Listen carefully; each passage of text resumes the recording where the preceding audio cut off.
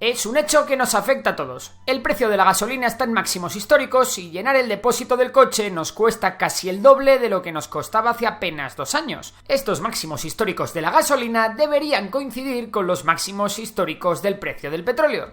Sin embargo, tanto en 2010 como en 2008, el petróleo ha estado más caro de lo que está ahora mismo. La mayor parte de la gente cree que la culpa de esto es de las gasolineras, que ponen la gasolina y el diésel más caro para hacerse de oro, pero ¿de verdad es así? ¿Se están riendo las compañías de distribución de gasolina de nosotros? ¿O hay algo más? Pues vamos a verlo. Pero antes de meterme de lleno en las otras razones por las que ha subido la gasolina, vamos a explicar cómo funciona el tema del precio del petróleo, ya que sí, la razón principal de la subida de la gasolina es la subida del petróleo, y es que los futuros del petróleo han subido. Espera un momento, ¿los futuros? Sí, la compra de petróleo no funciona como un mercado normal, es decir, el petróleo no se adquiere al precio que cuesta hoy, sino que se compra mediante contratos al precio que va a costar dentro de 90 días.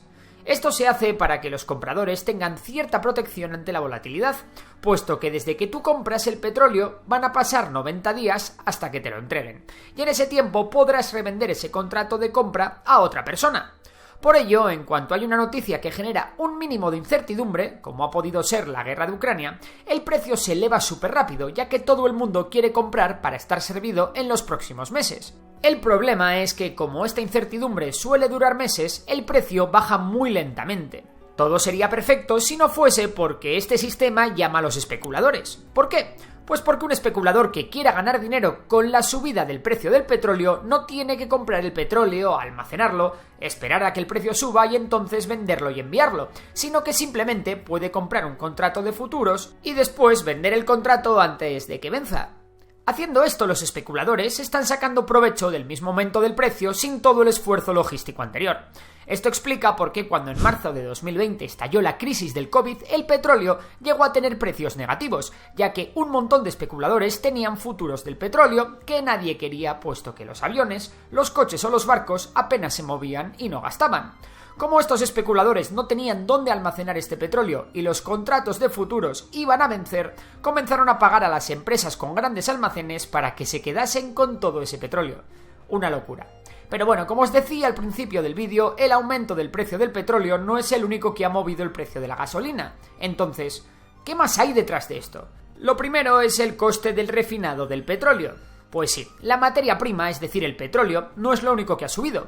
La inflación también ha hecho mella en lo que cuesta transformar ese petróleo en gasolina o diésel apto para nuestros coches y demás medios de transporte. ¿Por qué? Bueno, los salarios de los trabajadores de las plantas han subido, el coste de crear las propias plantas de refinado también ha subido, pero sobre todo ha subido el coste de la energía necesaria para que estas plantas funcionen. Razón número 2. El dólar también ha subido. El petróleo se compra en mercados internacionales, por lo que casi siempre se paga en dólares. ¿El problema para Europa y Latinoamérica? Pues que el dólar ha subido una barbaridad. Os pongo un ejemplo. En 2008 los precios del petróleo llegaron a ser incluso más altos que ahora. Sin embargo, mientras que en 2008 un euro llegó a valer 1,58 dólares, a fecha de edición de este vídeo, con un euro solo puedes conseguir 1,05 dólares. Por tanto, el efecto de la divisa también es clave para que la gasolina no salga más cara en España. Una situación que también es aplicable a muchos países de Latinoamérica. 3. La subida de impuestos también se ha llevado su parte. Pues sí, amigos, esta es otra característica común a muchos países, especialmente de Europa. Vamos con el ejemplo de España. Para empezar, en 2012, en España subió el IVA de la gasolina del 16% al 21%. Por otro lado, y para cumplir con sus compromisos con la Unión Europea, en 2014 el gobierno español creó el Fondo Nacional de Eficiencia Energética.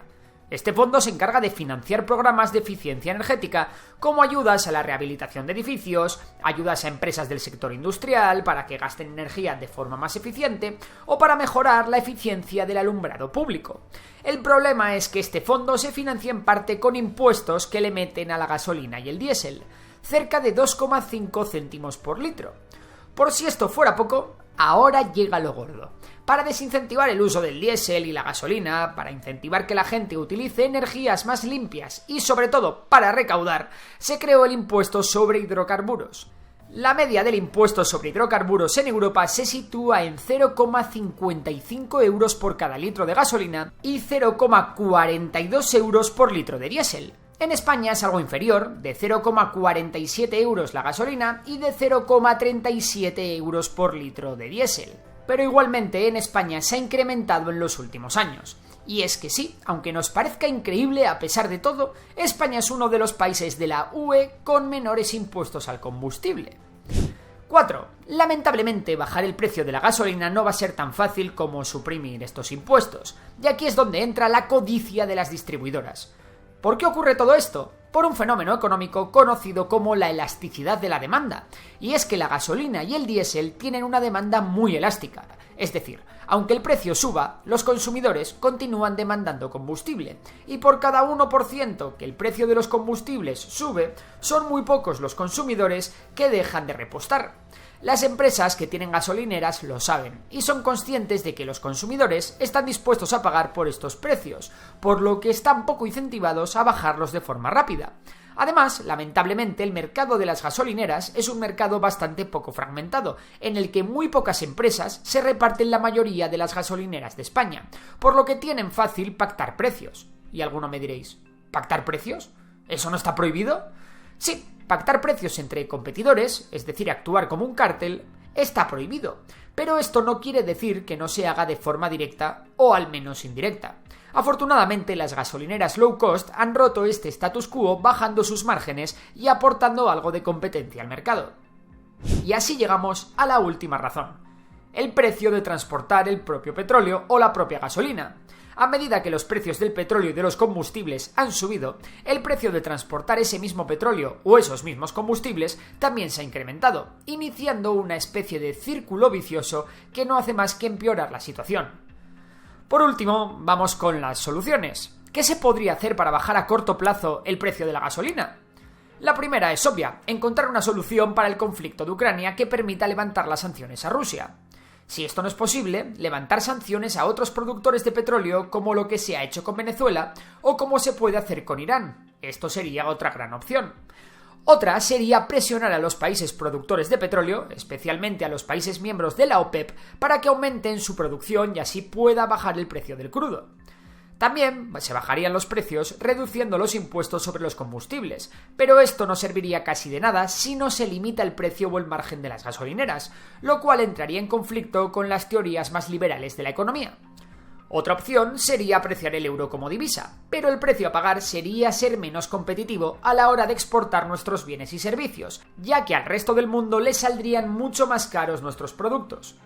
Por último, se me ocurre el potenciar las energías renovables para dejar de depender tanto de los dichosos combustibles fósiles, pero lamentablemente esta solución requiere mucho tiempo. ¿Y tú? ¿Conoces alguna otra forma de resolver el conflicto? Mientras en España ya solo nos queda consolarnos con el mal ajeno, porque aunque nos parezca una barbaridad el precio de la gasolina y del diésel, como podéis ver en este mapa, nuestros vecinos europeos están igual o peor. Si te ha gustado el vídeo, ya sabes que puedes suscribirte al canal y si te gusta la geopolítica y la historia, seguir a mi otro canal, Memorias de Pez. Por lo demás, un saludo y hasta la próxima.